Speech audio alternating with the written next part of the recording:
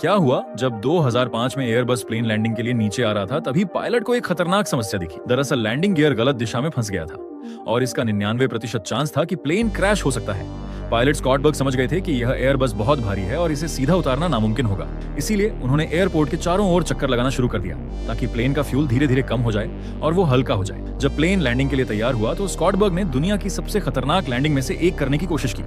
पहले प्लेन को धीरे धीरे नीचे लिया, फिर इस तरह संतुलन बनाया कि आगे का पहिया जमीन को न छुए, और जैसे ही प्लेन काफी धीमा हुआ उन्होंने फ्रंट व्हील को धीरे से जमीन पर टच कराया, जिसके बाद तेज धुआं उठा लेकिन टायर फटा नहीं, और फाइनली प्लेन बिना किसी दुर्घटना के सुरक्षित लैंड हो गया और कैप्टन की काबिलियत ने सैकड़ों लोगों की जानें बचा ली।